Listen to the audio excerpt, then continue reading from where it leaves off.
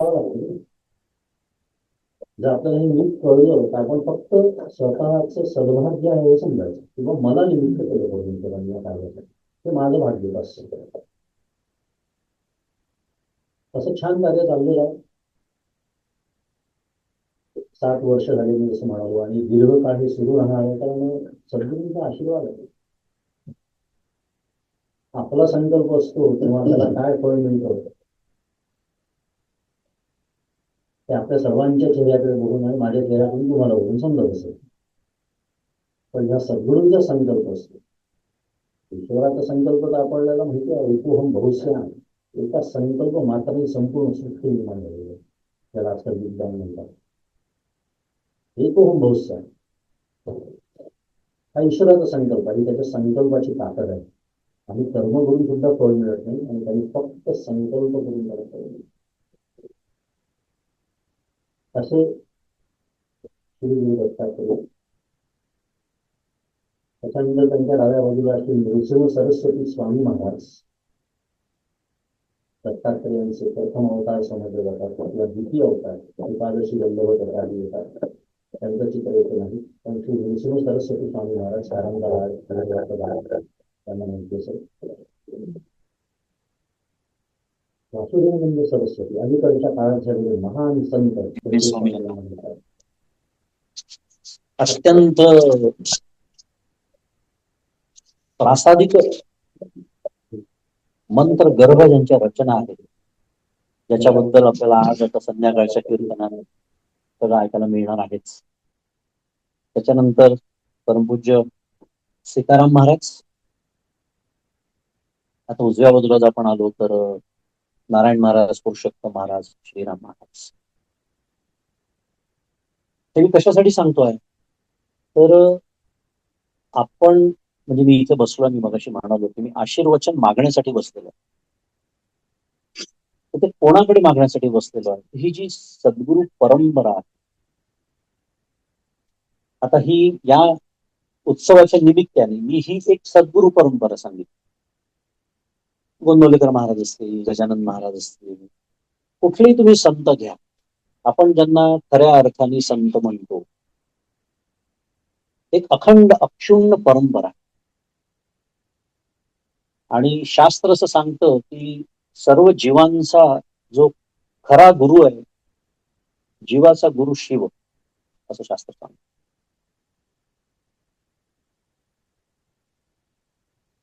म्हणून सदाशिव समारंभा, शंकराचार्य मध्यमा, अस्मद आचार्य पर्यंत वंदे गुरु परंपरा. त्या गुरु परंपरेला वंदन. मुद्दा हा की सद्गुरु ज्यांना म्हणतात ते अशा अत्यंत मंगल आणि पवित्र अशा परंपरेतले असतात, त्यांना सद्गुरु म्हणतात. आज या निमित्ताने आपण सद्गुरु हे काय समजून घेऊया. कारण आपण कोणाकडे आशीर्वचन मागतोय हे कळलं पाहिजे आपल्याला. आपलं भारतीय अध्यात्मशास्त्र जे आहे, ज्याला वेदांत शास्त्र म्हणतात, भारतीय परंपरा म्हणूया, आपल्या भारतीय धारणा म्हणूया, याच्यामध्ये सद्गुरु ही जी संकल्पना आहे तिचा इतका अप्रतिम विकास झालेला आहे की असा विकास इतर धर्मामध्ये किंवा संस्कृतीमध्ये बघायला मिळत नाही.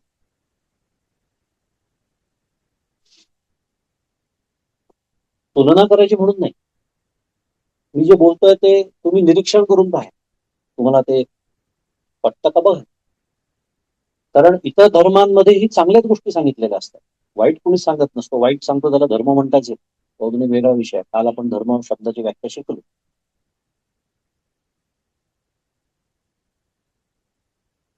काय शिकलो?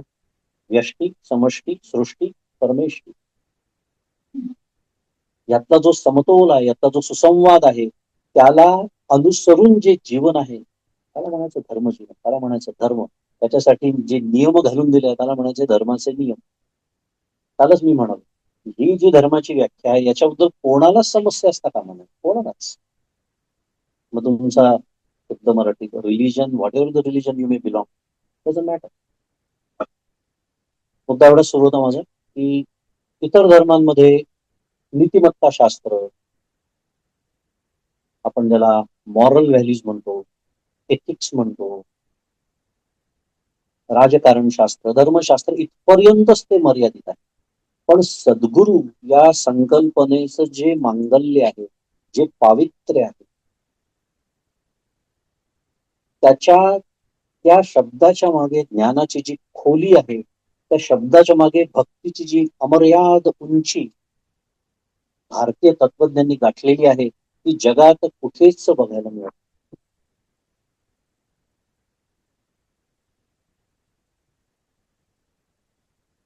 तर सद्गुरू म्हणजे नेमकं काय? आता समर्थांना विचारावं तर समर्थ सुरुवातीला सांगतात, आता सद्गुरू वर्णन. पहा, गमतीला आता गंमत आपल्या मनात विचार करायचा की मला जर कोणी विचारलं तर मी करू शकतो ना वर्णन सद्गुरूंचं. काय ते 6 फूट उंच आहेत, ते या गावात राहतात, त्यांचा इथे जन्म झाला, त्यांचं शिक्षण एवढं झालं. मी मुद्दाम 2 टोकाच्या गोष्टी तुमच्या समोर ठेवत आहे. समर्थ म्हणतात आहे, आता सद्गुरू वर्णविना तेथं माया स्पर्शो शकेना, ते स्वरूप मज अज्ञाना काय कळे श्रीराम. मग समर्थ म्हणतात आहे, सद्गुरूंचं वर्णन मला करता येत नाही आणि मी करतो आहे, मग मी श्रेष्ठ झालो का त्यांच्यापेक्षा? नाही, याचा अर्थ असा आहे की समर्थांची जी व्याख्या आहे सद्गुरूंची, ती आणि माझी व्याख्या चुकली. आणि हाच आपल्या मुद्दा चिंतनात. समर्थ छान आणि याच्यानंतर 30 ओव्या लिहितात समर्थांनी, त्याच्यानंतर 30 ओव्या लिहिलेल्या आहेत आणि 30 ओव्यानंतर पुन्हा हेच सांगतात, आता सद्गुरू वर्णविना हे गे हेची माझी वर्ण, हे गे हेची माझी वर्ण, आत्मस्थितीच्या पुन्हा अंतर्निष्ठ जाणती. म्हणजे सद्गुरूंचं वर्णन का नाही करता येत हे सांगणारे 30 ओव्या. आता उपमा वागभस्ती सगळे वर्णन, ही उपमा देऊ का, त्यांना ती उपमा देऊ का, शेवटी म्हटलं हे सगळं नाशिवंत ही आगवी सृष्टी आहे. नीती नीती ऐसे बोलत असे श्रुती न इति असं म्हणून वेद, त्याच्यामध्ये संपूर्ण ज्ञान समाविष्ट आहे. जगात अनेक वेद आता नष्ट झालेले आहेत, पण ते वेद सुद्धा शेवटी न इति म्हणून थांबतात. याचा अर्थ आपली व्याख्या चुकते. आपण ज्याला सद्गुरू म्हणतो त्याचाही आपण विचार करणार आहोत. आपलं चुकलं का? आपलं काही चुकलं का? चुकलेलं नाहीये, अपूर्ण. ते कसं तेही बघूया. ही सद्गुरूंची व्याख्या आहे. सद्गुरू म्हणजे काय? संतांनाच विचारायचं. आपल्या बुद्धीने, माझे सद्गुरू सांगतात, परमपूज्य डॉक्टर आहे, आपल्या बुद्धीच्या गाढवावर बसून फिरण्याचा हा प्रांत नाही. संपला. लोकांना वाटून ऐकून कधी कधी वाईटही वाटतं की आम्हाला गाढव म्हणतात, तुम्ही खूप शहाणे झाले का, असा त्याचा अर्थ नाही आहे. त्याचा अर्थ एकच आहे, आपण मानव आहोत आणि आपल्या मानवी बुद्धीमध्ये दोष असतात. 5 प्रकारचे दोष आहेत, ते आता सांगण्याचा विषय नाहीये. पण एक दोष कमी अधिक प्रमाणात आपल्या सर्वांच्या अंतःकरणात असतात. मग हे दोष नसलेलं ज्याचं अंतःकरण, ज्याची प्रज्ञा, ज्याची बुद्धी, त्याला ऋतंबरा प्रज्ञा असं म्हणतात. ऋत म्हणजे सत्य. अथर्वशीर्ष म्हणतो ना, ऋतम वच्मी सत्यम वच्मी. ऋत म्हणजे सत्य. सत्य या तत्वाने भारलेली ज्याची बुद्धी आहे, जी उपनिषदकारांची आहे. म्हणून मी गमतीने नेहमी म्हणतो, is there Bhagavad Gita 2.0? Have you heard about it? माझ्याकडे 2.0 आहे, तुझ्याकडे 1.0 आहे का? किंवा माझ्याकडे काय तैत्तरीय उपनिषद 1.0 व्हर्जन, तुमच्याकडे कोणतं व्हर्जन आहे? असं कधी असतं? असं कधीच नसतं. कारण there is no version management, there is no need for an update, and that is called an eternal knowledge. त्याचं कारण आहे त्यांच्या बुद्धीतून जे ज्ञान प्रसवलेलं आहे. आणि म्हणून पहा, आपल्याकडे वेदांना अपौरुषेय म्हणतात. अपौरुषेय शब्दाचा अर्थ असा आहे की मानवाची कृती नाही. पुरुष म्हणजे मानव, ती मनुष्याची कृती नाही. तर तुम्ही म्हणाल, अहो पण त्याच्यात आता बृहदारण्यकामध्ये याज्ञवल्क्य सांगतात, आपल्या पत्नीला सांगतात, आत्मानस्तु कामाय सर्वम प्रियम भव. हा संवाद आहे पती पत्नींमधला.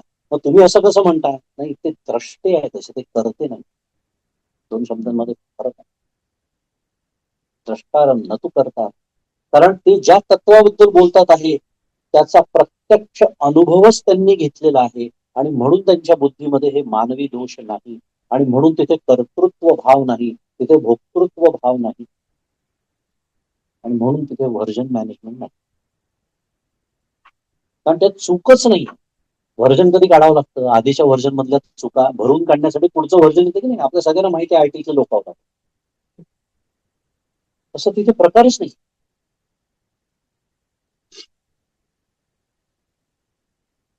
एक ज्ञानेश्वरीमध्ये ज्ञानेश्वर महाराज अनेक अध्यायांमध्ये सुरुवातीला आपले सद्गुरू निवृत्तीनाथ महाराजांचं वर्णन करतात. अनेक ओव्या आहेत. त्यातला एक सुंदर ओवी येते 16व्या अध्यायामध्ये, पहिलीच ओवी. सद्गुरू म्हणजे काय, त्यांचं महात्म्य काय समजून घेण्यासाठी फार सुंदर ओवी आहे. माऊली म्हणते तिथे, मावळवीत विश्वाभासू नवल उदयला चंडांशू अद्वयाब्जिनी विकासू बंधुआ. आपल्या सद्गुरूंचं वर्णन करतात म्हणजे निवृत्तीनाथ महाराज. मावळवीत विश्वाभासू, अरे ही ओवी एका कर्नाटकी माणसाने ऐकली, तो वेडा झाला. तेवढ्यासाठी तो मराठी शिकला की आता इतकी सुंदर ओवी ज्या ग्रंथात आलेली आहे तो ग्रंथ मला मुळापासून शिकायचा. काय सांगते ही ओवी? मावळवीत विश्वाभासू नवल उदयला चंडांशू. चंडांशू म्हणजे सूर्य, माहिती? आता सूर्य उगवला, आपल्या सर्वांचा अनुभव काय असतो? रात्री अंधारामुळे दिसत नसलेलं जग आपल्याला दिसायला लागतं. सकाळी सूर्य उगवला, हा अनुभव आपल्या सगळ्यांचा आहे, त्याच्यासाठी काही शास्त्राची गरज नाही. पण माऊली मुद्दाहून या उदाहरणाचा उपयोग करून त्याच्या अगदी उलट सांगते की जेव्हा सद्गुरु नावाचा ज्ञान सूर्य आपल्या आयुष्यात उगवतो तेव्हा काय होतं, तर दिसत असलेलं भासत असलेलं जग दिसेनासं. सुंदर होऊया पा. मावळवीत विश्वाभासू, विश्वाचा जो भास आहे तो मावळतो कधी? ते सद्गुरु रूपी अंतःकरणामध्ये कमल जेव्हा विकसित होत, द्वयाब्जिनी विकासू वंदू आता. त्या सद्गुरु परंपरेला नमस्कार, त्या सद्गुरूंना नमस्कार. तेथ माया स्पर्श होऊ शकेल.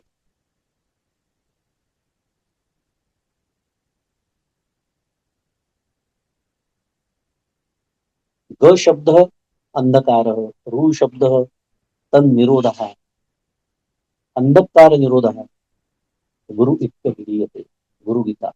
आपण आता 2 श्लोक म्हटले, कोणते? गुरु ब्रह्मा गुरु विष्णू किंवा ब्रह्मानंद परमसुख, अनेक जणांना येतात पण आपल्याला माहिती नसतं हे गुरुगीतेतले. गुरुगीता पुन्हा कोणी सांगितली, कोणाला सांगितली? प्रत्यक्ष भगवान महादेवांनी पार्वतीला सांगितलेली आहे. म्हणून जीवाचा आद्य गुरु शिव हाच आहे. मग ते ज्ञान आपल्यापर्यंत या परंपरेतून आलेलं. ग शब्दाचा अर्थ होतो अज्ञान, अविद्या. काही काही शब्द छान समजूनच घ्यायला लागतात. अज्ञान म्हटलं आपण म्हणजे माझ्यासारखं बोलत नाही मी तोंडाने, पण मला असं वाटतं हे सारखे मला अज्ञानी म्हणतात. पुन्हा कोणी सांगू तुम्हाला अज्ञानी? तुम्हाला माहिती आहे माझं शिक्षण किती झालेलं आहे? तुम्हाला माहिती आहे माझं आज पद काय आहे? तुम्हाला माहिती आहे माझं यश काय आहे? तुम्हाला माहिती आहे माझी संपत्ती किती आहे? तुम्हाला कोणी सांगितलं याला अज्ञान म्हणतात? आपल्या व्याख्यात चुकलेले असतात सगळे. आपण व्यवहारात काय म्हणतो, अज्ञान म्हणजे काय? आता एखादा अशिक्षित मनुष्य आहे, त्याचं शिक्षण नाही झालेलं, अज्ञानी. पुन्हा व्याख्या चुकली. व्यवहारात ठीक असेल हो, परमार्थातल्या व्याख्या शिकाव्याच लागतात. पुन्हा संतांचे चरण धरावे लागतात. काय म्हणते माऊली? आपुला आपण पेया विसरू जो धनंजया, तेची रूप यया अज्ञानसी. माऊलींनी व्याख्या अगदी शुद्ध मराठी डेफिनेशन व्याख्या. चेहरे जरा ब्लँक होते, थोडंसं म्हणतो शुद्ध मराठी बोलावं, दॅट्स कॉल्ड डेफिनेशन. आणि थोडंसं इंग्लिश बोललं की पण गंभीर काहीतरी सुरू असंही वाटतं. काय करणार, 150 वर्षांची मानसिक गुलामगिरी दिली आपली. I will use some words, big words, like pure consciousness वगैरे. जरा गंभीरता प्राप्त होते बोलण्यात. I said that jokingly, but actually I'm talking about pure consciousness. मुद्दा एवढाच.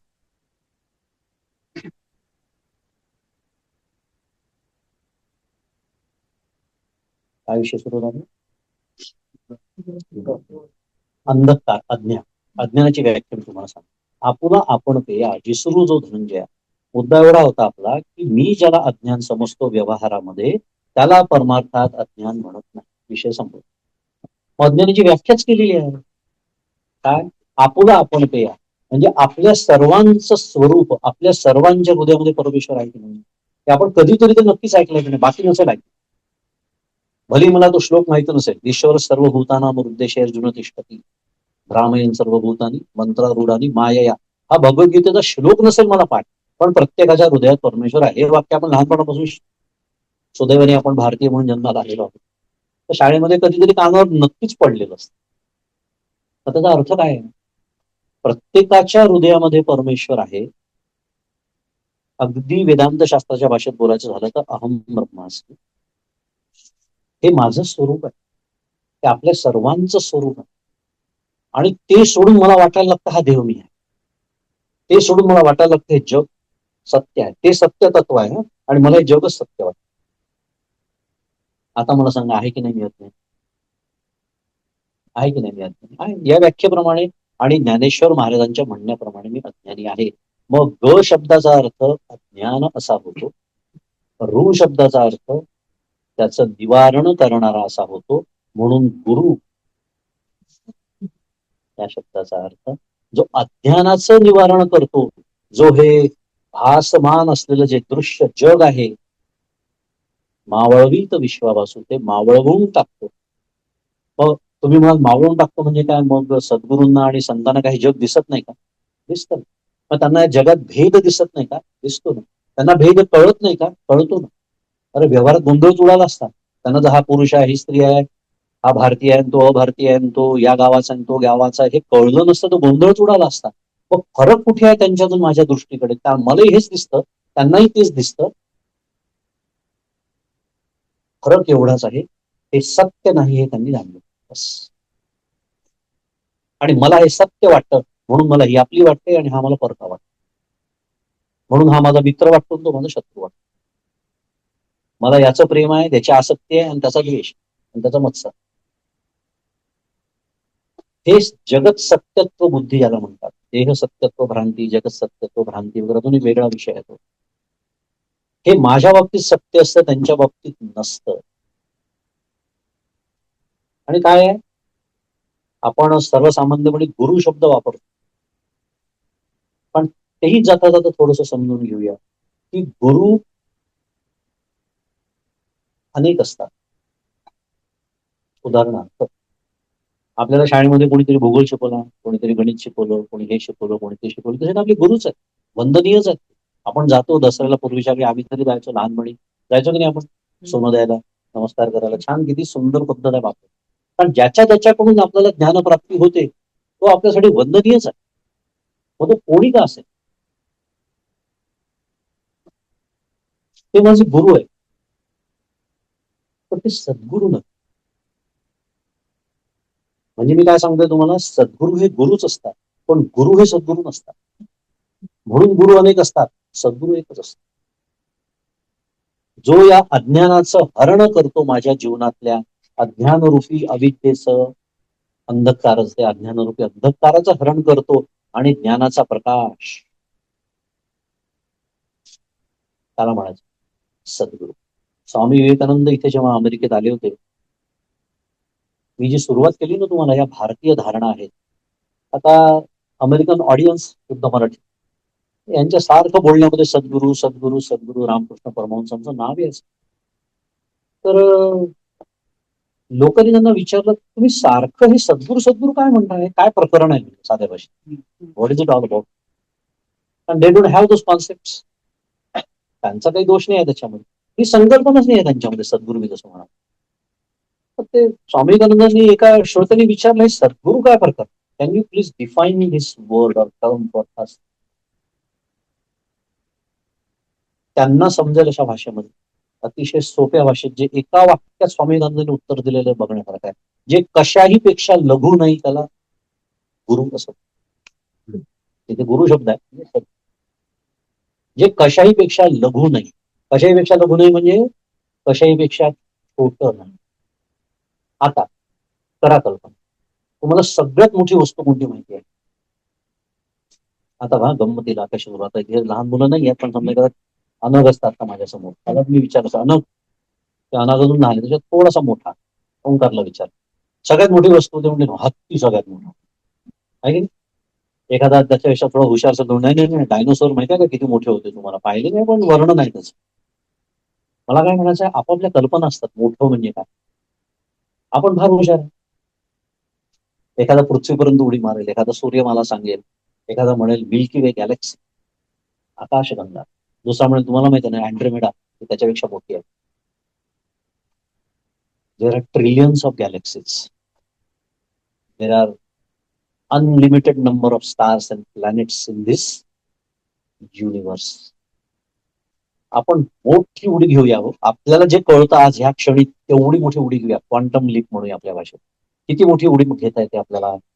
शेवटी त्याला असा एक चौकोन आखतं ते विज्ञान, त्याला काय म्हणतं, खाली लिहिलेलं असतं डिस्क्लेमर, काय नोन युनिव्हर्स. म्हणजे आजचं विज्ञानही मान्य करतं की आम्हाला एवढंच युनिव्हर्स कळलेलं आहे, म्हणजे आम्हाला न कळलेलं ह्याच्या पलीकडे अजून खूप काही आहे. ही आपली मोठ्याची संकल्पना आहे, इथपर्यंत आपल्याला आता कळत आहे, त्याच्या पलीकडे आजचं विज्ञानही जाऊ नाही शकत, बरोबर? त्याच्याही पेक्षा ते मोठा. मी स्वामी विवेकानंदांची व्याख्या तुम्हाला सांगतो, एकांशेन स्थिते जगत. सांगतात बघ, एकांश त्याच्या एका अंशावरती द एंटायर युनिव्हर्स, त्याच्यातला एक तुकडा फक्त आपल्याला माहिती आहे, which is called known universe. मी सद्गुरू म्हणजे गुरु ही व्याख्या सांगतो तुम्हाला. आता शेवटचा मुद्दा, थोडस वेळेचं बंधन पाळतो. शेवटचा मुद्दा मी जे म्हंटल की ही जर सद्गुरु शब्दाची व्याख्या आहे, इतकं ते अमर्याद आहे, ते निर्गुण आहे, ते निराकार आहे, त्याला मर्यादाच नाही. या जगाची निर्मिती होण्याच्या आधी सुद्धा ते आहे. सत एव सौम्य इदमग्र आसित, एक छोटी सांगते आपल्याला. सौम्य नावाचा शिष्य त्यांच्या समोर बसलेला आहे. सत एव सौम्य इदम अग्र आसित. इदम म्हणजे हे सर्व, ही जी सर्व सृष्टी आपल्याला कळते, दिसते, भासते, जे काय असेल, अरे हे निर्माण होण्याच्या आधी ते आहे. हे निर्माण झालं तरी ते आहे, आणि एक दिवस हे सगळं संपणार आहे तरी ते आहे. भाषा बदललेली लक्षात आली सर? आहे आहे होतं म्हटलं नाही, असेल म्हटलं नाही, या सगळ्या मानवी संकल्पना. गणपतीला बजावून सांगतो नाही आपण, पण कालत्रयातीला. माझं सद्गुरू नेहमी सांगतो, एक दिवस उसळून माझ्या अंगावर आला, मला सांगू नको मी कसा आहे, तू कसा आहे पहा, मी तिन्ही काळात विवळणार आहे. त्याला सांगायचं तोंड कालत्रयातीला, तसं नाही, मलाही तोंड कालत्रयातीता व्हायचा आहे, पण मरू गजाननाशी मी जेव्हा एकरूप होतो, तोंड कालत्रयातीताचा अर्थ हा, कारण आपण पृथ्वी नावाच्या एका छोट्याशा होळीच्या कणा एवढ्या तुकड्यावरती बसून स्वतःचा अहंकाराला तर तुलनाच नाही आता, तो फुलवून, आणि मग मी म्हणतो की हा भूतकाळ, हा वर्तमान काळ, तो भविष्यकाळ, या सगळ्या मानवी संकल्पना. ब्रह्मदेवाचा एक दिवस म्हणजे आपले 1000 वर्ष, आपल्या हजारो वर्षांपासून आपल्या पूर्वजांनी सांगून ठेवलं, म्हणजे ते आपल्याला काय सांगत होते, शुद्ध मराठी, टाइम इज रिलेटिव्ह. पण हे सांगायला आईन्स्टाईन जन्माला यावं लागलं आपल्याला, बरोबर? आपल्याकडे सगळं ज्ञान होतं, फक्त भाषा वेगळी होती सांगण्याची, आपल्याला कधीच कळलं. मुद्दा एवढा की याच्याही पलीकडे ते तत्व आहे, इतकं ते व्यापक, आणि त्याच्या असीमपणाची आपण कल्पनाच करू शकत नाही, कारण आपल्या मानवी कल्पनांच्या पलीकडचं ते आहे. अप्राप्य मनसा सर यतो वाचा निवर्तन. शुद्ध मराठीत पुन्हा माइंड बॉगलिंग. आपल्या मानवी, आणि म्हणून तर वेद थांबले हो, न इति न इति म्हणून वेद का थांबले? वेद सुद्धा ज्याचं वर्णन करू शकत नाही नव्हे, त्याचं जे काही वर्णन आपण शास्त्रामध्ये ऐकतो, ते सद्घन आहे, ते चिद्घन आहे, ते आनंद घन आहे, ते स्वगत सजातीय विजातीय भेदरहित अखंडैक रस, हे सगळं वर्णन खरं सांगायचं तर ते कसं नाही हे सांगण्यासाठी. आणि मला अखंड असतचा अनुभव आहे, ते तसं नाही म्हणजे म्हणून त्याला सत. मला अचितचा अनुभव आहे, तसं ते नाही म्हणून ते चित. मला अखंड दुःखाचा अनुभव तसं ते नाही म्हणून त्याला आनंद म्हणायचं. ते त्याचं काय म्हणूया वर्णन, म्हणजे त्याची लक्षणं नाहीये, त्याचं लक्षण केल्या जाऊ शकत नाही, कारण निर्गुण निराकाराचं लक्षण केल्या जाऊ शकत. आता शेवटचा मुद्दा मी जसं म्हणालो तो बघूया आणि थांबूया. की मग मी जेव्हा कधी सुरुवातीला म्हणालो की मी जे वर्णन केलं मग सद्गुरूंचं ते कसं काय चुकलं, मी म्हणून ते चुकलं नाही ते पूर्ण.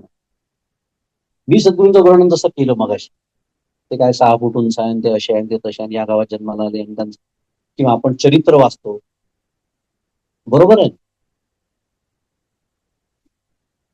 काय आहे, थोडस अजून एक मुद्दा मांडतो. देहधारी सद्गुरू जे असतात, देहधारी सद्गुरूंबद्दल आपण बोलतोय, लक्षात आलं असेलच.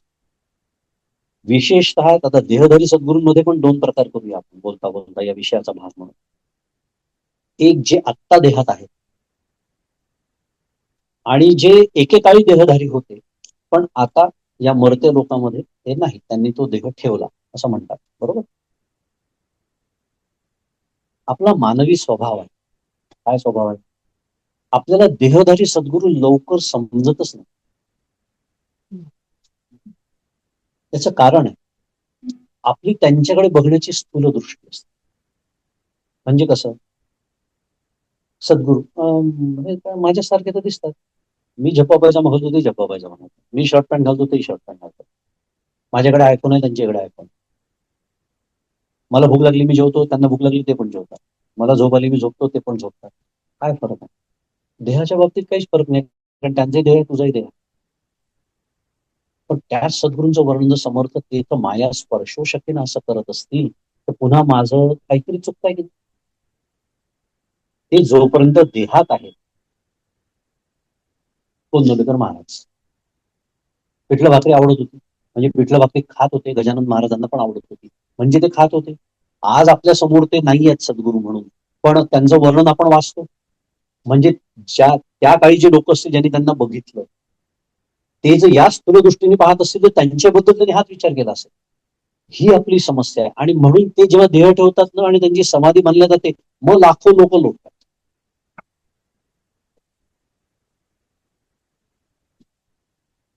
मग सद्गुरू म्हणजे काय, मग म्हणजे काय भगवे कपडे घातले म्हणजे सद्गुरू होतात का, नाही. दाढी वाढवली म्हणजे सद्गुरू होतात का, नाही. आपल्याला काय आहे, 2 गोष्टींमधलंच आपल्याला आकर्षण असतं. एक बहिरंग, ते पंचतारांकित मोठमोठाले आश्रम आहेत, लाखो शिष्य आहेत, म्हणजे सद्गुरू आहे का, नाही. मग हे असलं म्हणजे सद्गुरुत्व नसतं का, असंही नाही. याच्यावर ते अवलंबून नाही, हे असू शकेल किंवा हे नसू शकेल. पण आपल्याला दुसरी गोष्ट कळते, चमत्कार. चमत्कार दिसले की अरे काहीतरी आहे, डेफिनेटली तिथे काहीतरी वेगळं निश्चित आहे, कारण मी जे काही होऊ शकत नाही ते करतात आहेत. काय आहे, जसं आता एखादी संगीताची मैफिल असते, हा कसं आपलं चुकत जातं ते सांगतोय.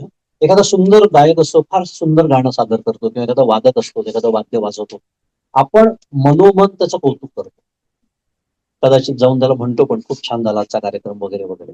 म्हणजे थोडक्यामध्ये आपण त्याला कुठेतरी आपल्या मनामध्ये श्रेष्ठत्व दिलेलं असतं. का, कारण हे आपण मान्य केलेलं असतं की ह्याच्यासारखं मी नाही गाऊ शकत, बरोबर, ह्याच्यासारखं मी वाद्य नाही वाजवू शकत, हिच्यासारखं मी चित्र नाही काढू शकत, त्याच्यासारखं पेंटिंग मी करू शकत नाही. म्हणजे मला म्हणायचं असं आहे की एखाद्या जिवंत व्यक्तीला आपण श्रेष्ठत्व कधी देतो, जेव्हा त्याची काहीतरी अशी अभिव्यक्ती आपल्याला दिसते की जी मी करू शकत नाही, हे मला मनातल्या मनात माहिती असतं, भले मी मान्य करीन जाहीररित्या माझा अहंकार आडवा येत नसेल तर, किंवा न करीन, पण मनात मला माहिती असते की ही व्यक्ती माझ्यापेक्षा या क्षेत्रामध्ये श्रेष्ठ, यशाच्या बाबतीत, पैशाच्या बाबतीत, इत्यादी. आता प्रश्न आहे, सद्गुरू जे देहामध्ये असतात त्यांची कोणती अभिव्यक्ती आहे. आपला विषय काय सुरू विसरायचा नाहीये, मी सद्गुरूंकडे स्थूल दृष्टीने पाहतोय म्हणून तर ते मला माझ्यासारखे दिसतात, आणि I am always ready to bring somebody down to my level. मी म्हणजे व्यवहारातही तो करतो, पण काही काही वेळेला इतके श्रेष्ठ लोक असतात की मान्यच करावं लागते श्रेष्ठ, कारण त्यांच्या अभिव्यक्ती दिसणारे आहेत, त्या इंद्रिय गोचर अभिव्यक्ती. मगाशी आपण काय बोललो, आता सद्गुरू वर्णवैना हे गे हेची माझी वर्णना, आत्मस्थितीची खुणा, आत्मनिष्ठ जाणतेशी. मग सद्गुरूंच्या काहीच अभिव्यक्ती नाही का, अहो आहेत ना, पण त्या समजून घेण्यासाठी सुद्धा एक जो सत्वगुण लागतो, चित्ताची शुद्धी लागते, चित्ताची शांती लागते. कारण सद्गुरू आपण मगाशीपासून बघतोय की जे ब्रह्मतत्वाशी एकरूप झाले आहेत, त्यांनी जो प्रत्यक्ष अनुभव घेतलेला आहे, पण आता समर्थांनी केलेली व्याख्या, ज्ञानेश्वर महाराजांनी केलेली व्याख्या आणि माझी व्याख्या आता आपल्याला हळूहळू जवळ येत चालली. म्हणून मी मगाशी म्हणालो की भगवे कपडे, पंचतारांकित आश्रम, लाखो शिष्य, ह्या सगळ्याचा सद्गुरूंची काही संबंध नाही आहे. विचारा गोंदवलेकर महाराजांना, फिरलेले आहेत आणि शेवटी कुठे जाऊन स्थिरावले तुकामाईंचं वर्णन वाचा. मी आता जे बोललो त्यातली एक गोष्ट तिथे नाही. पण अशा सद्गुरूंचं वर्णन ज्ञानेश्वर महाराज करतात ज्ञानेश्वरीमध्ये. दयाचे विसाट शब्द, सुखे म्हणू येती वेद. त्यांनी शिव्या जरी दिल्या ना तरी त्याला वेदाचं महत्व आहे. का? कारण त्यांच्या शिव्यांनी माझं कल्याण होतं म्हणून. म्हणजे मी काय सांगतोय, उत्कृष्ट वक्ता आहे म्हणजे सद्गुरुत्व आहे का? अजिबात नाही. मग सद्गुरु उत्कृष्ट वक्ता नसतो का? असू शकतो. मी कुणाचीच सांग, it can be, it is optional. What is mandatory? त्या तत्वाचा अनुभव ज्या देहामध्ये घेतलेला आहे. आता the final reconciliation of my definition आणि दासबोधातली आणि ज्ञानेश्वरीची डेफिनेशन इज दिस. ज्या देहामध्ये मगाशी मी जे म्हणालो, आपुला आपण पेया विसरू जो धनंजया, हे जे मला विस्मरण झालेलं आहे ते ज्यांना स्मरण झालेलं आहे, म्हणजे त्यांनी ज्याचा प्रत्यक्ष या देहामध्ये अनुभव घेतलेला आहे त्यांना सत्य. ब्रह्मवेद ब्रह्मैव भवत. शेवटी म्हणजे त्यांनी ब्रह्म जाणलं. आपल्या बोलण्याच्या भाषेत काय म्हणतात, त्यांनी आत्मतत्व जाणलं, ब्रह्मतत्व जाणलं.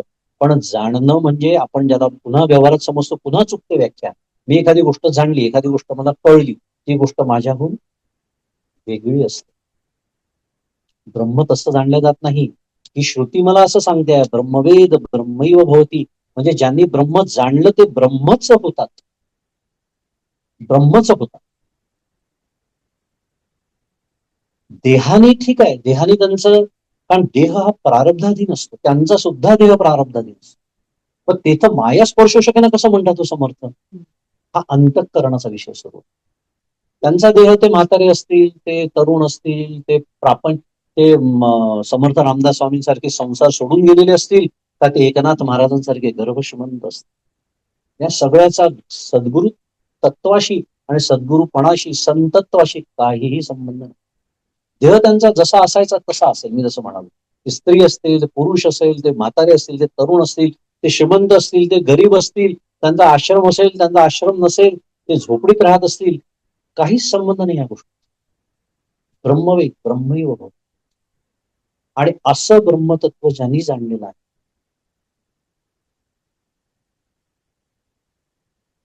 आपल्याकडे लोक येतात, नमस्कार करतात, म्हणून आशीर्वाद देतात. आता आशीर्वाद देतो, आता हे नमस्कार करण्याची पद्धत, आशीर्वाद देणं, आता तो विषय मला बोलायचा नाहीये. पण देणं या शब्दामध्ये ज्याच्याकडे जे आहे तेच देऊ शकतो त्याने मनुष्य. विचार करा, आपल्या आशीर्वादाला ताकद का नाही? आपण म्हणू सुखी राहा, एखादं लहान मुलं येतं, नमस्कार सुखी राहा, मला विचारतात मी सुखी नाही, त्याला काय सुखी राहा म्हणणार? आपल्याला आपली दुःख चांगली माहिती असतात, म्हणून आपल्या आशीर्वादात ताकद नसते. परमार्थ आपल्याला सुखरूप होण्यासाठी शिकवतो, कारण जो सुखी होतो त्याला दुःखी व्हावंच लागतं. वेदांत शास्त्राचा अबाधित नियम आहे. आणि हे आपलं आयुष्य आपल्याला सांगताय, जे काही 40, 50, 60, 70 इथे जे काही वय असेल, सगळ्यांनी आपण आयुष्यभर कशाचा प्रयत्न केला? अहो सुखी होण्याचा केला, म्हणून तर दुःखी. सुखी नाहीच व्हायचं आपलं, कारण सुख आणि दुःख एका नाण्याची बाजू. चित आणि पट. मी चित घेतो पट घेत नाही, चालतच नाही, जमतच नाही. आनंद म्हणून त्याला वेगळा शब्द शास्त्राने दिलेला आहे, आनंद. सत घन, चित घन, आनंद घन. मुद्दा माझा एवढाच होता, ज्याच्याकडे जे आहे तेच तो दुसऱ्याला देऊ शकतो.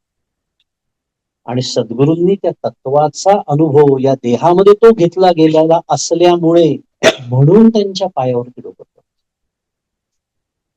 आपण अनेकांना पायावर डोकं ठेवून नमस्कार करतो, चांगली गोष्ट, आई वडिलांनाही करतो, देवाला तर करतोच. अनेकांना आपण नमस्कार करतो, पण मी सद्गुरूंनाही नमस्कार करतो. काय फरक आहे होत्या नमस्कारामध्ये? काय फरक असला पाहिजे? नमस्कार आपण करतो, खूप छान गोष्ट आहे, कारण अहंकार लयाचं उत्कृष्ट साधन आहे ते. कारण मी एखाद्याला जेव्हा मी नमस्कार करतो तेव्हा मी त्यांचं मोठे पण मान्य केलेलं असतं, मग ते वयाने मोठे असतील, ज्ञानाने मोठे असतील, जे काय असेल.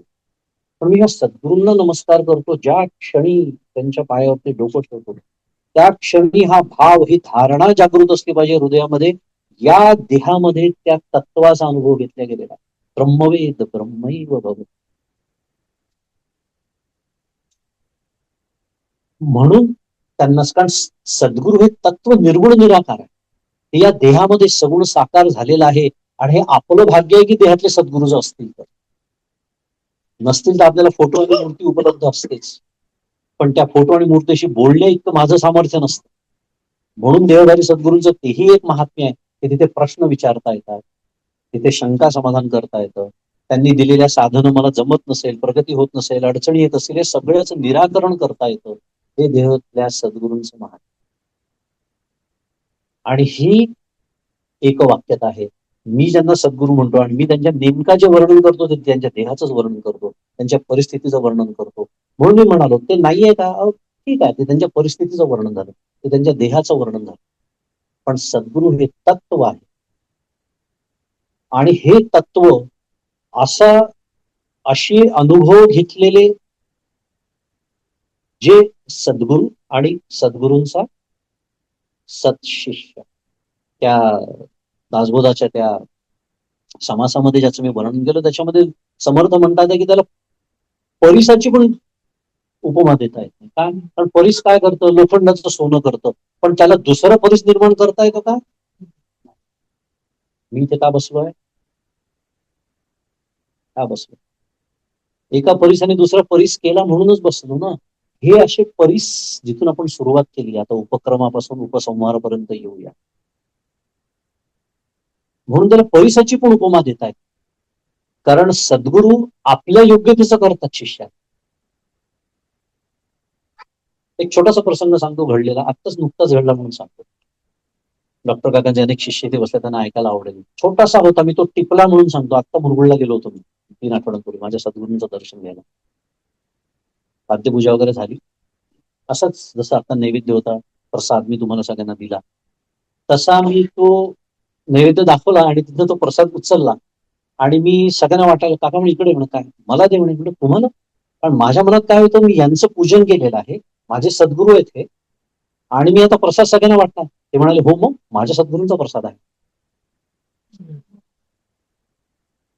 हे वाक्य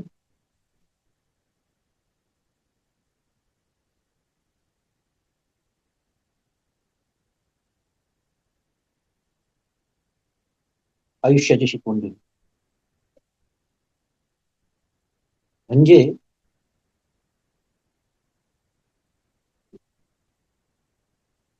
मी जे पूजन करत होतो त्यांचं, आणि तुम्ही डॉक्टर काकांना नेहमी पाहिलं असेल, तुम्ही पूजन करता तेव्हा ते आरती करतो आपण, ते टाळ्या वाजवतात.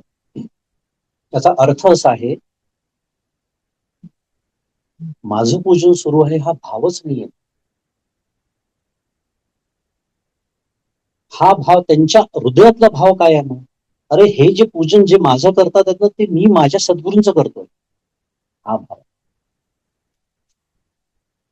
आणि ही ती परंपरा. आणि म्हणूनच त्यांच्या पायावरती डोकं ठेवायचं तुम्हाला सांगतो. म्हणूनच ते पाय, त्याचे चरण कमल आहेत. त्याचं मूल्य ते आहे, कारण तिथे मी काही करतो, मी करता आहे, मी भोगता आहे, ह्या भूमिकेतच ते आता नाहीये.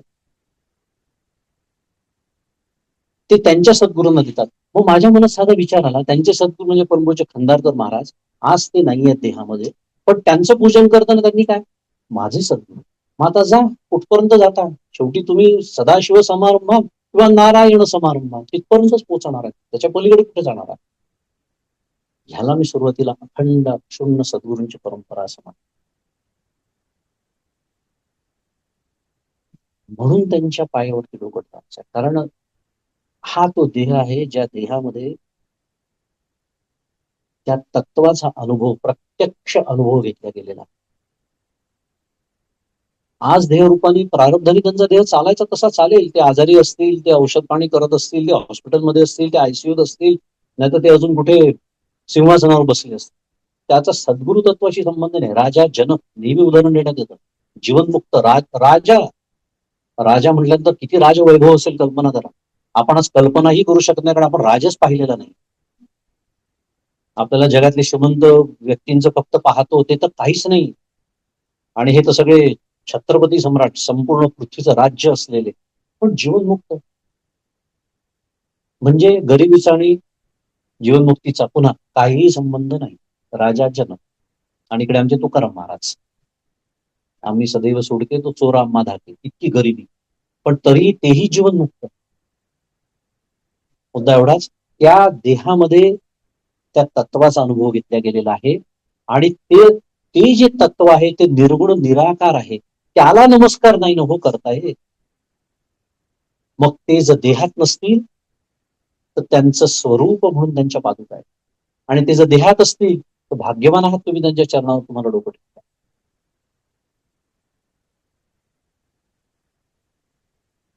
ह्याला म्हणायचं असतं. आणि ही ती परंपरा मगाशी मी जी दाखवली. आणि म्हणून शेवटचा मुद्दा की सद्गुरू नेहमी अशाच परंपरेतलेच करावे. कारण आजकाल फार जगात जे काही चाललेलं आहे, अनेक लोकांना परमार्थ किंवा धर्म शब्द का आवडत नाही किंवा ॲलर्जी का झालेली आहे, कारण दुर्दैवाने या क्षेत्रातही भेसळ, ज्याला आपण भोंदूगिरी म्हणतो, फसवा फसवी म्हणतो. बरं, त्याला ते जबाबदार नाही असं माझे सद्गुरू स्पष्ट सांगतात. का? कारण इकॉनॉमिक्सचा नियम आहे, मागणी तसा पुरवठा.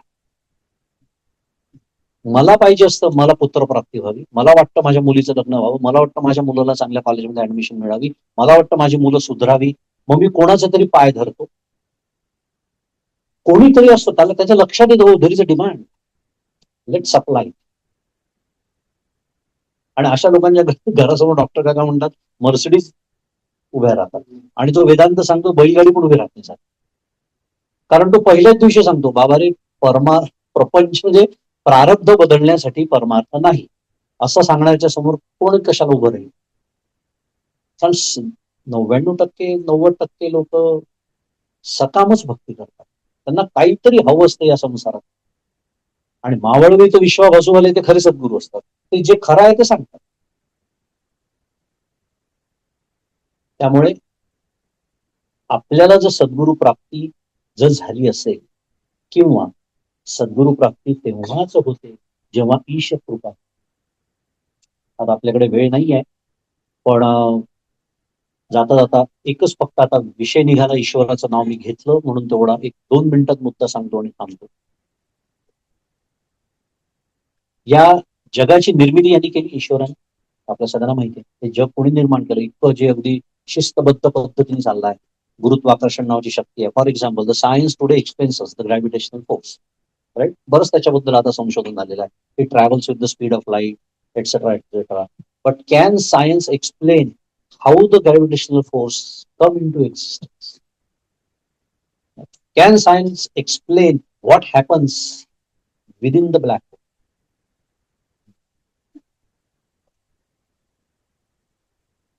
All the finite instruments collapses there.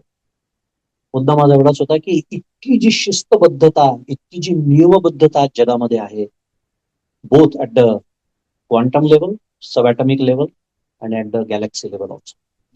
याचा अर्थ, इतकं नियमबद्ध जेव्हा एवढा प्रचंड पसार आहे, याचा अर्थ हे निर्माण करणारा कोणीतरी तर असला पाहिजे ना. आणि तो किती सर्वशक्तिमान आणि सर्वज्ञानी असला पाहिजे, त्याला ईश्वर असं म्हणतात. थोडक्यामध्ये ईश्वराने या जगताची निर्मिती केली, तो हे जग सांभाळतोय, आणि तोच एक दिवस हे जग नष्ट करणार. बरोबर. उत्पत्ती, स्थिती, लय. आणि आज तो सांभाळतो आहे म्हणजे शुद्ध मराठीत he is governing the world. त्याला गव्हर्नन्स असं म्हणतात, त्याला प्रशासन असं म्हणतात. आणि प्रशासन करण्याची त्याची पद्धत कोणती आहे? दिल्लीत बसून गल्लीचं राजकारण नाहीये, तो स्वतः याच्यामध्ये शिरलेला आहे. अनुप्राविशत अशी शोधली, म्हणजे त्याला प्रवेश. म्हणजे ईश्वराची किती झाली? 5 कर्म झाली: उत्पत्ती, स्थिती, लय, प्रवेश, प्रशासन. हाच परमेश्वर, हाच ईश्वर एक 6वं कर्म करतो, ज्याला प्रबोधन असं म्हणतात. आणि हा ईश्वर जेव्हा प्रबोधन करतो तेव्हा त्याला सद्गुरू असं म्हणतात, त्यालाच सद्गुरू म्हणतात. पुन्हा समस्या काय आहे? मी त्यांच्या फक्त देहाकडेच पाहतो, मला स्थूल, कारण माझी दृष्टी इतकी स्थूल आहे की मला हेच कळतं, त्यांचा देहच दिसतो. पण हे मला कळत नाही की त्यांच्या देहाच्या माध्यमातून माझं प्रबोधन करतोय तो ईश्वरच आहे. त्याचं कारण आहे, संत माझी रुपडी आत्मज्ञाने चोखडी, माऊली म्हणते ज्ञानेश्वरी मध्ये. कारण मी मी हनुमंत नाहीये आणि मी रावण नाही. मी दोन टोकाच्या गोष्टी सांगितल्या. मी हनुमंतही नाही आहे आणि रावणा एवढा मी पापी पण नाही, तेवढा सामर्थ्यवान नाही. मी का सांगतोय, ज्याच्यासाठी तो येतो सगुण साकार होतो, ज्याला प्रभू श्रीराम म्हणतात, तेव्हा मी दुर्योधन नाही, गोपालकृष्ण. हा सगुण साकार तो ईश्वर झाला, आणि ईश्वर सगुण निराकार असतो. मग जो तो युगातून एकदाच येतो, यदा यदा हि धर्मस्य ग्लानिर्भवती भारत, मग या युगाच्या मध्ये आपल्यासारखे जे असंख्य जीव आहेत त्यांच्या उद्धाराची काय सोय आहे? मग त्यांच्या उद्धाराची सोय केली ना त्यांनी. हे जे पाठवलेत ना आपल्यासाठी संत सद्गुरू, की त्याचीच रूप आहे असं प्रत्यक्ष ज्ञानेश्वर महाराज म्हणतात. संत माझे रूपडे आत्मज्ञाने, कारण ते आत्मज्ञाने चोपडे. त्यामुळे त्यांच्या देहाकडे बघू नका, त्यांच्या भौतिक परिस्थितीकडे बघू नका. मग सद्गुरू कसे ओळखायचे ते मी मगाशी म्हणालो. त्याच्यासाठी आपल्याला अंतर्निष्ठ व्हावं, कारण त्या ब्रह्मतत्वाचं वर्णन आहे, निर्मलम निष्कलम शांतम. मग ते जर ब्रह्मतत्वाशी एकरूप झाले असतील तर त्यांच्या अंतःकरणामध्ये हे गुण दिसायला नको का? अहो दिसतातच, पण ते तुम्हाला टिकतात आता हा प्रश्न. ते सुद्धा तसेच शांत असते पाहिजे. शांत हो श्री गुरु दत्ता. सगळी आरती सगळं तेच सांगते. मगाशीच्या आरतीत हेच वर्णन केलेलं आहे. नीती नीती नये शब्द हनुमाना. दत्ताची आरती म्हटली ना आपण, काय वर्णन सुरू आहे? न इति न इति. हनुमान प्रमाण नाही, कुठल्याच 9 प्रमाणांपैकी कशा दिसत. त्यामुळे सद्गुरु प्राप्ती जर झाली असेल तर आपल्यावर ईश कृपा झाली आहे अगदी समजून चालायचं. आणि सद्गुरु प्राप्तीसाठी कारण प्रेरणा व्हावी लागते. मी जसं म्हणाल, देहातल्या सद्गुरूंना सद्गुरू म्हणून स्वीकारण्यासाठी ती प्रेरणा व्हावी लागते. त्याच्यासाठी आपलं पूर्व पुण्य उदयास यावं लागतं, आणि ती प्रेरणा देणारा आतमध्ये कोण बसलाय, मगाशी काय बोललो आपण, म्हणून ती ईशकृपा. ईशकृपा झाली, सद्गुरु कृपा होते. सद्गुरु कृपा पूर्ण झाली, शास्त्र कृपा होते. शास्त्र बोलायला लागतं, ओव्या काढायला लागतात, प्रवचनं कळायला लागतात. 30 ओवी 10 वर्षांनंतर पुन्हा असते की अरे हा अर्थ मला आधी कळलाच नव्हता, असे व्हायला लागतं. याचा म्हणतो माझीच प्रगती व्हायला लागली आहे. ओवी तीच आहे. मी मगाशी म्हणतो there is no 2.0 Dnyaneshwar, Dasbodh 2.0. No, it is the same thing. आणि शास्त्र कृपा पूर्ण झाली की एक दिवस आत्मकृपा होते. आणि ज्या दिवशी आत्मकृपा होते त्या दिवशी समजायचं की सद्गुरूंचा अनुग्रह पूर्ण झाला. त्या दिवशी पूर्ण कृपा आहे सद्गुरूंची. कारण आता तो शिष्य आपणासारखे करीती तात्काळ नाही काळ वेळ तयाला. हा मधला जो काळ लागतो ना, ते माझं कर्तृत्व. ते तर तयारच बसलेले आता ह्या क्षणी. काना वचनाची हे भेटी, सरिसाची पै करीटी, वस्तू होऊन उठी कबणू एक जो. असा लाखात एखादा असतो शिष्य, तो साधन चतुष्टय संपन्न होऊनच बसतो सद्गुरूंच्या. पण एक दिवस जेव्हा मला ते ज्ञान होईल त्या दिवशी आता तो शिष्यच राहिलेला नाहीये, कारण सद्गुरूंनी त्याला आपल्यासारखं करून टाकलं. तो आता सद्गुरु पदावरती विराजमान झालेला, असा त्याचा अर्थ होतो. आणि हे आहे सद्गुरूंचं महात्म्य.